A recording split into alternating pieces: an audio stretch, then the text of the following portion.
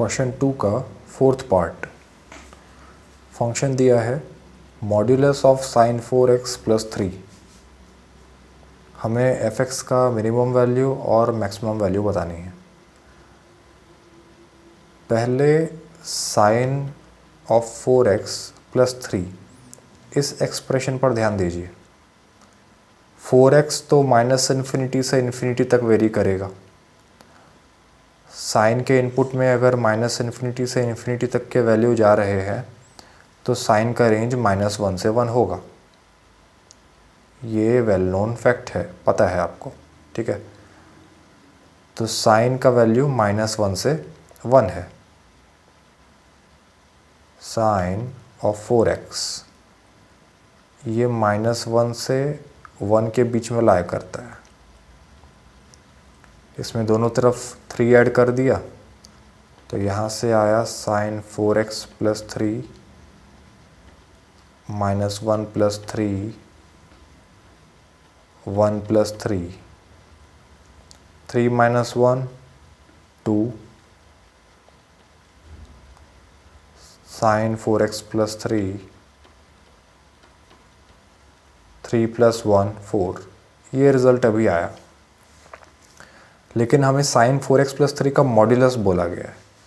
Sign 4x plus 3 का value तो 2 से 4 के बीच में लाया कर रहा है, मतलब साइन 4x प्लस 3 का मिनिमम वैल्यू 2 है और मैक्सिमम वैल्यू 4 है। तो ये कुछ इस तरह का फंक्शन है जिसका ये अगर y एक्सिस पर आप ऑब्जर्व करो, ये y एक्सिस x एक्सिस, ये पूरा फंक्शन y इक्वल टू 2 से y इक्वल टू 4 इसी के बीच में लाया कर रहा है। ये पूरा का पूरा फंक्शन इस शेडेड जोन में ही आएगा। अब ये तो पूरा पॉजिटिव फंक्शन है, ये पूरा फंक्शन x एक्सिस से ऊपर ऊपर ही एग्जिस्ट कर रहा है। ये कभी नेगेटिव है ही नहीं, ये कभी नेगेटिव है ही नहीं। तो इसका अगर आप मॉड्यूलस भी लोगे तो भी क्या ही फ़र्क पड़ने वाला है। एक पॉजिटिव वैल्यू का मॉड्यूलस लेने पर वैल्यू में कोई चेंज नहीं होता। तो साइन 4x प्लस 3 2 और 4 के बीच में है, तो ये तो क्या है, ऑलवेज पॉजिटिव। और ऑलवेज पॉजिटिव है तो इसमें मॉड्यूलस लगाने से कोई चेंज नहीं होने वाला। ये फंक्शन जैसा है वैसा ही रहेगा। तो modulus of sine 4x plus 3 2 और 4 के बीच में ही लाया कर रहा है। तो वो modulus of sine 4x plus 3 जो हमें फंक्शन दिया गया है, ओरिजिनल फंक्शन क्या था, fx। तो यहाँ से समझ आया कि fx 2 और 4 के बीच में लाया कर रहा है। इसका मतलब f का मिनिमम वैल्यू 2 है और f का मैक्सिमम वैल्यू 4 है। ये आंसर्स हैं,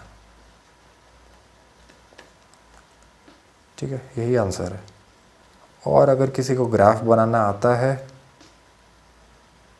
तो ग्राफिकल मेथड से देख सकते हो कि हमें फंक्शन दिया है modulus of sine 4x plus 3, modulus of sine 4x plus 3। Sine 4x का ग्राफ किस तरह का होगा, देखो साइन x का ग्राफ किस तरह का होता है, 0 पाई 2 पाई इस तरह का ग्राफ है। ये π/2 3π/2 ये ग्राफ है y equal to sine x का। आपको ग्राफ बनाना है साइन 4x का। x की जगह आपने 4x लिखा, x को रिप्लेस किया 4x से। तो ऐसा करने पर ग्राफ में आपको इतना ही चेंज करना होता है कि x एक्सिस पर जो वैल्यूज़ हैं उन्हें डिवाइड करके लिख दीजिए 4 से। x को 4x से रिप्लेस किया तो x एक्सिस के वैल्यूज़ को 4 से डिवाइड कर रहे हैं। तो सबसे पहले 0/4 तो 0 ही होगा। फिर π/2 डिवाइड बाय 4, तो π/2 को 4 से डिवाइड करोगे तो क्या आएगा, π/8। फिर पाई को 4 से डिवाइड किया तो π/4।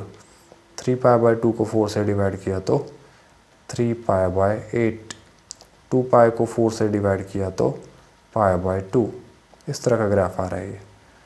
अब इसमें आपने 3 ऐड कर दिया, ये देखिए ये वैल्यूज़ हैं y एक्सिस पर 1 और -1।